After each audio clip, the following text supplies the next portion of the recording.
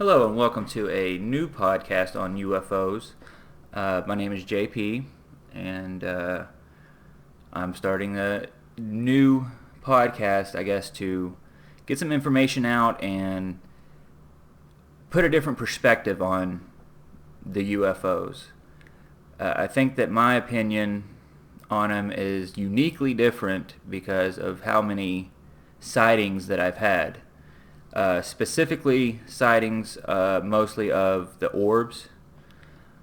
And I would say if I had to guess how many times I've seen the orbs would be around 40 to 50 different times.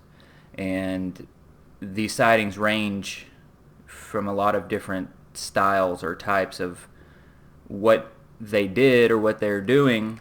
And again, I think that's why it makes me uniquely qualified to even comment on it.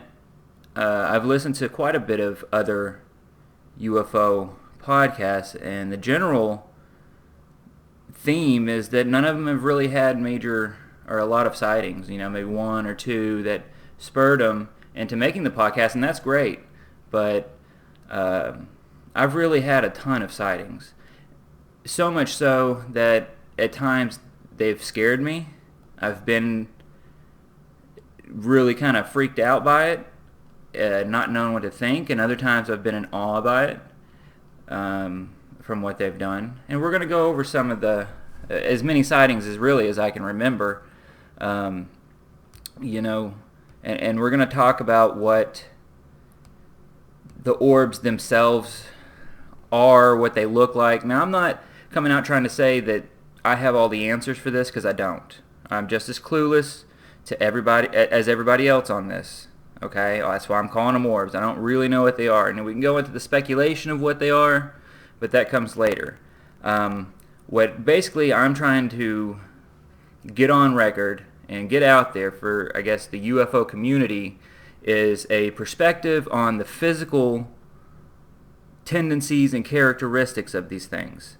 Okay, and after listening to a few other podcasts in the out there, I'm not going to name them, but I don't even know any names really besides Coast to Coast, but like I said, they don't have a lot of real experience with it, and I don't, there's some things that I feel like I don't really want to even say, and there's some things that I won't say until later just because, or I might not say at all, because I don't know what these things are. We don't know what these things are. I don't want... Okay, if they're friendly, I think that some of them are friendly, and I don't want to mess up something that they have planned or going or whatever, right? And I think that some of them are... And B, I think that some of them are not friendly. I know that they can get angry. Clearly, I know that they can... I know that they can do destruction, clearly. So we can talk about some stuff. But what, I guess, the first things that I have to do are really kind of go over the sightings that I've had. Like I said, as many as I can remember, but I can remember quite a few. So that's what these first couple podcasts are really going to be about. Few podcasts. I think I can probably get it all done in about 3 30-minute podcasts. That's really my plan. And then kind of put it out there and see. I want to see the response. Hopefully, people are interested in it. I'm going to have a Twitter account to interact with anybody that wants to talk or whatever. And that's going to be from_other_side at Twitter at.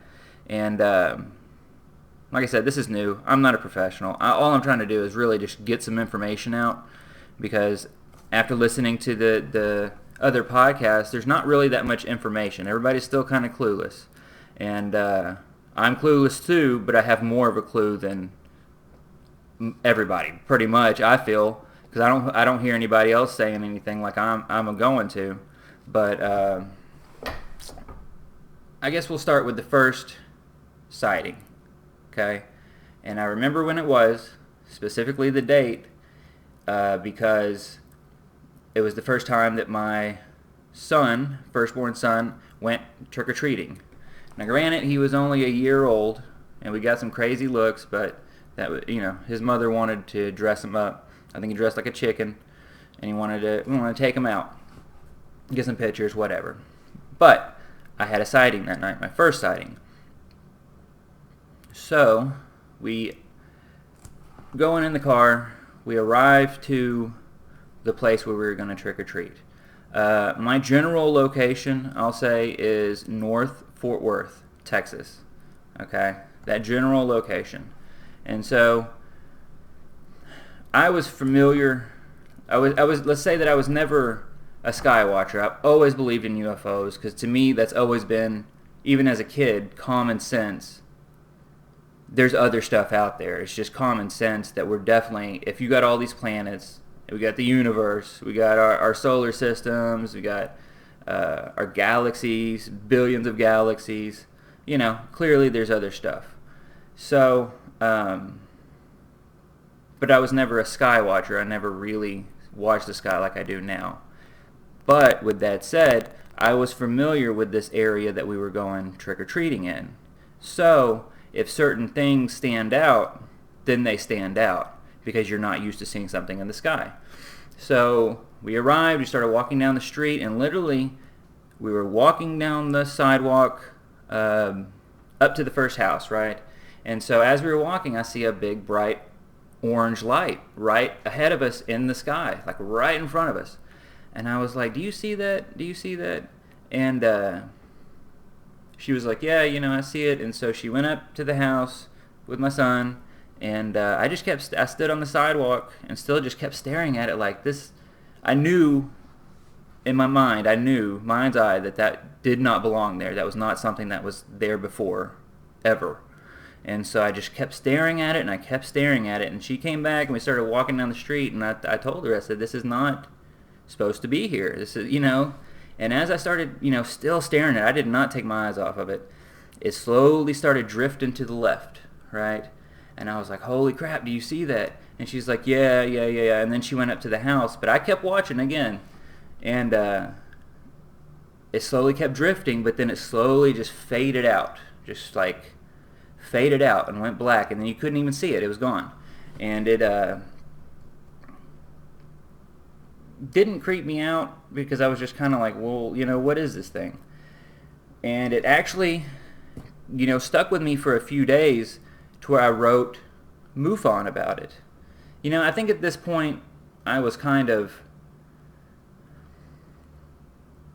thinking UFOs and all that stuff, obviously, because if I'm going to write MUFON, then I know enough about that. But so I wrote the North Texas MUFON. The guy called me within about a week, right? And about a week later, but by that time I had convinced myself that it was some type of police surveillance or a drone, and that still could possibly be what it was. We don't know. I mean, I don't know. It could be what it was. It also might not be what it was, because I've seen a lot of other stuff that are, looks like the exact same thing, but it's definitely not a police drone. It is definitely not our technology. Well, we're going to go into it. It could be our technology, but not anything that we've seen before. And there's certain characteristics of them that they're like an animal. Not an animal, but a conscious living thing. Okay? So we're going to, like I said, go into that later. But the guy from MUFON called me, and he said that, well, what was it? And like I said, by that time I convinced myself it was a police drone. And so I basically convinced him that it was a police drone too. And then he really just was like, we got off the phone after that. And so that was basically it. And so time went on, and okay. So time went on, and the next real sighting that I can remember being next, because you lose timelines of this, but there was a I was at home. It was after Halloween. I would say probably maybe a month later, month and a half. And this is 2012, because my kid was 1. He was born in 2011. He was 1, so 2012 at Halloween. And so this is probably 2 months later. I was sitting in my house watching TV, and out of the windows started like all of a sudden this big bright flashing light, right? Like just like you would assume a transformer was blowing up. But the sound didn't sound like a transformer. It sounded something different. It sounded, instead of like a crackling or popping of a transformer, it was like a sucking electric noise. Like it was like a leaving. Like, okay, so if you have lightning that travels through the sky, you can hear it cracking and popping through the sky, breaking through the sky. Well, this was an electric sound, but it was like the other way. Like it was something leaving like a vacuum electric noise. I'm sure that it exists. We can probably recreate it somehow. I don't know if I've ever heard it, but it was like a vacuum electric noise. Anyway, so I saw the lights, and I didn't think anything of it, because I was watching whatever lame show I was watching, and a few minutes, probably 10 minutes went on, and then I saw the emergency lights of like ambulance and fire trucks outside. So I was like, well, that's when I said, okay, I better go look and see what's going on. And when I went out there was people standing in the streets. There was an ambulance and a fire truck. I didn't see any police, but there was people standing in the street, and they were pointing up in the sky right above this tree that was kind of across the street. Down a few houses, but across the street. And so, didn't think anything of it, just kind of stared, whatever. Went back inside, finished whatever show. Again, it kind of ate on me, for a few days, and so I was like, well, maybe I'll see what it was, because anytime there's any kind of emergency or whatever, it makes its way online. So I figured that I would find it, and I found something about it. And so the guy who had posted to this UFO website, which I could probably link or share with anybody that's interested, he basically said that what happened was a big, bright, white ball of light just appeared, right? Just appeared and flashed and got real, real big, and then all of a sudden just fizzled out. And it was right above where that tree was, where these people were pointing up it towards. And so once I read that, I went out there and I looked at that spot again, and the tree that was sitting there, it was normal, but the top of the tree in a bow shape, all the leaves were just missing. They weren't. It wasn't burnt. It wasn't scorched. There was no marks, no dark marks on it. They were just all missing, and so thought it was crazy. I took a picture and sent it into that website, and it's still up there today. Like I said, I can link it for anyone that wants to see. And so that's the real second sighting that I can remember, or any kind of weird thing. So I guess we can talk about the orbs themselves, and then we can talk about the ways that I've seen them and more sightings. Well, here's another sighting. So I was driving to work, and if you're familiar with Fort Worth, there's a lot of highways, and there's a lot of interchanging highways, mixmasters. And so sometimes on these mixmasters, you're pretty high up in the air, right? You're definitely above house level. You're definitely above street lamp level. We'll say that. And so I was driving, and I was going over the overpass, and I was definitely above the tree line, above, everybody was, because it's the overpass.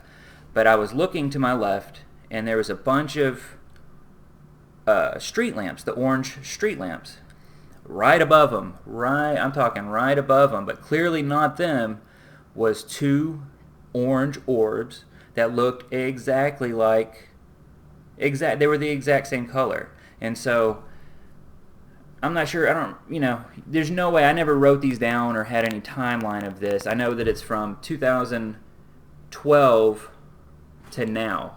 okay? And so I used to look a lot, and I had a sighting yesterday. That's why I'm really getting this down again. But I kind of stopped looking, and we'll get into why I stopped looking. But I'm looking again now. But these were these two orange orbs, and they were sitting there, and I guarantee you nobody else noticed them. But I'm just driving by, and these things are probably the distance about 2 football fields away. And then I'm on the same level with them above the trees, and I'm looking at them, and I'm in my head thinking, holy crap, what are these? But to rationalize it, that's what you want to do. That's what any human does, is try to rationalize something and put it in our terms of what it is. And so immediately I'm thinking, this is some kind of surveillance. This is some kind of weird new surveillance that they're doing. And, it's the cops or the FBI or whatever. But the area that those things were sitting over was just houses. Okay? They were just houses.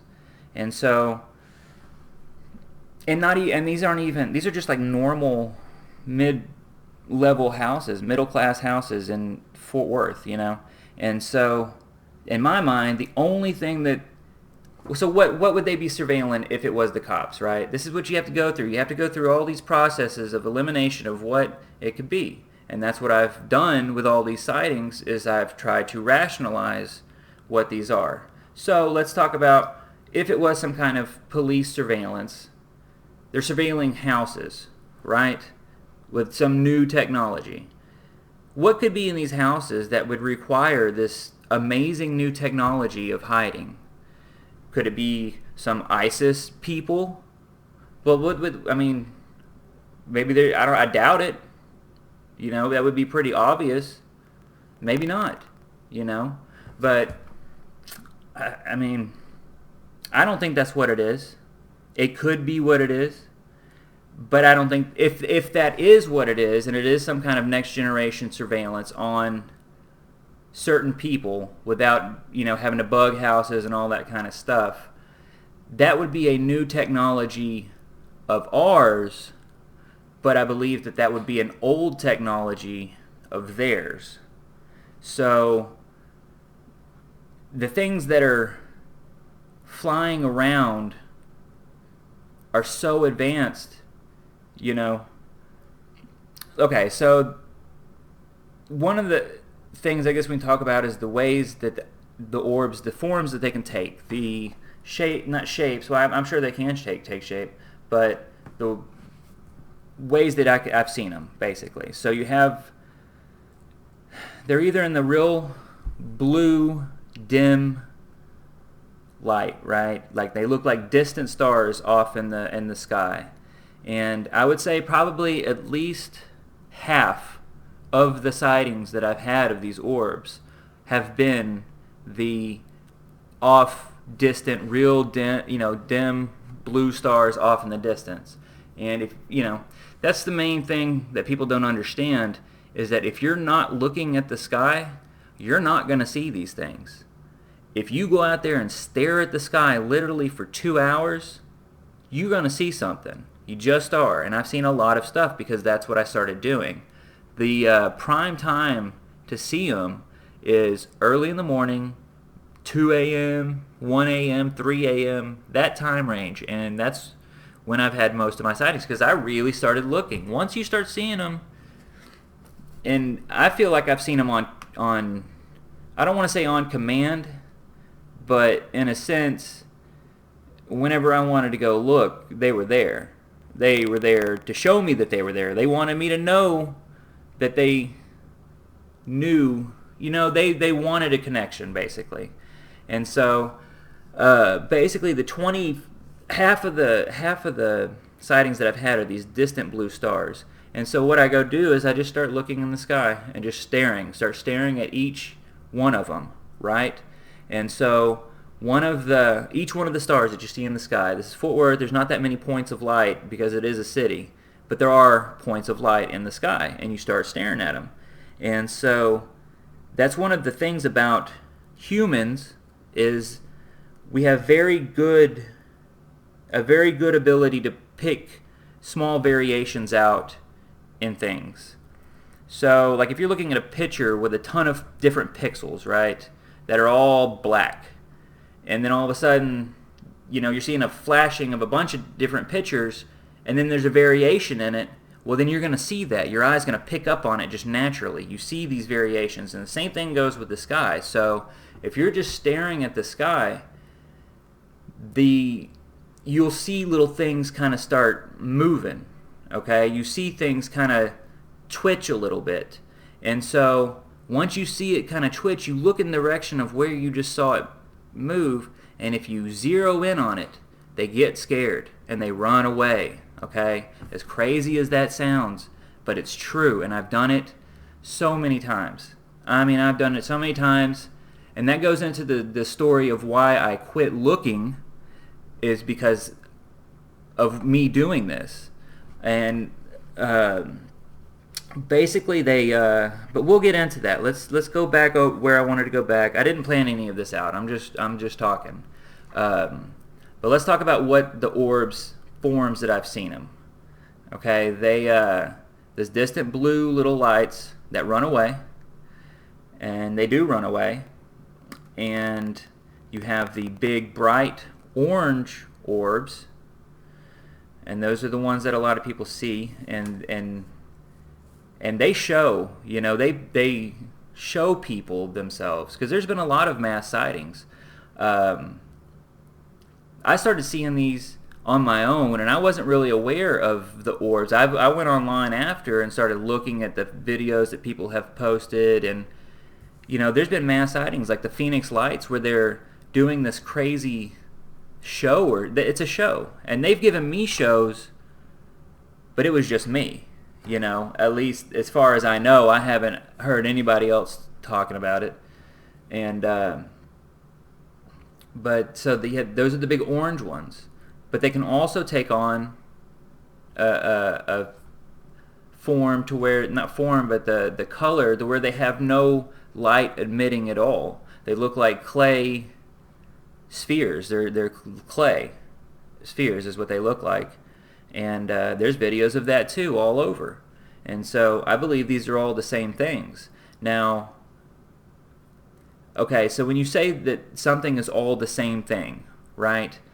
So we have lions and cheetahs and leopards. Well, technically they're all big cats, but they're not necessarily all the same thing. And they're definitely not all on the same team. You know what I mean? They're not all cats working together, thankfully, because we'd have to deal with a lot. But I think it's the same sense with this. So you have these things flying around, and I don't believe that they're all on the same team necessarily. So they take on the clay spheres. So another characteristic is they fly in formations. And there's lots of videos of this. This is not, something I'm just claiming. There's lots of videos of these formations. Formations of, in the orange lights, formations of the blue lights, and formations of the no-light clay ones. Okay? And they fly in formation. There's lots of videos of it. The reason that they fly in formation, because like I said, what I have to do is try to rationalize it from a rational mind. Okay? Obviously, the reason why they fly in formation is the exact same reason why cars drift, or the Blue Angels fly in formation, or birds flying in formation, right? Because it's more aerodynamic. It just is. When they're in Earth, on our system, on our planet, they're governed by the same laws of physics that we are. And so if they're flying through the sky, there still is the resistance from Earth. So if they're flying in a formation, that reduces the resistance. And so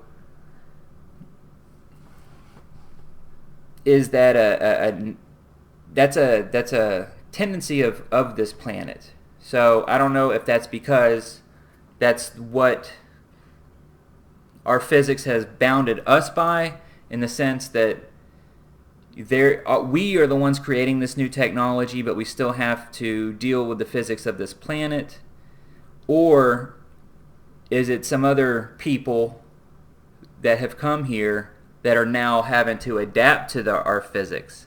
And it could be both. Like I said, if we're testing out new technology, because that's what the thing is. I've listened to the other podcasts. They say that if there's been aliens here that have been working with us, giving us technology, helping us out, right? So if that's the case, then we do have a new technology, and I believe that. I believe that to a sense.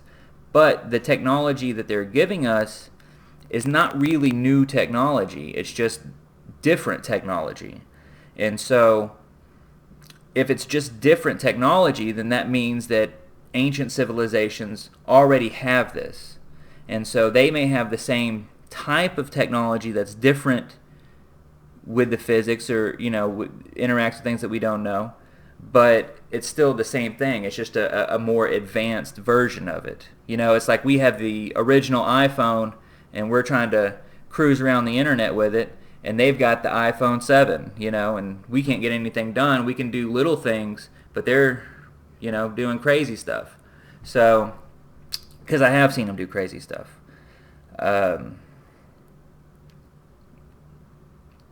But, we're going to go over that. This is just the first podcast. This is kind of an introduction to what I want to talk about, and I hope that people are receptive to this.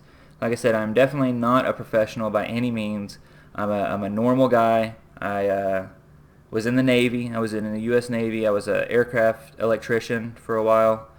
So I've worked on the flight deck. I was F-14 electrician in avionics, and so I've had experience with aircraft. So I know what I'm looking at for the most part when I see things in the sky. Clearly, anything that's got a blinking light is FAA regulated. That's ours. And so if you see something flying that doesn't have any stinking blinking lights, well, guess what? That ain't probably ours. At least it's not regulated by us. So I've got a lot of sightings, and I am gonna for the next one, I'm gonna write them down, and we're gonna keep going with them, because if anything, it's good for me to get them on record, to get them recorded, and I hope that my take on it can help people, maybe make some light bulbs pop for some people.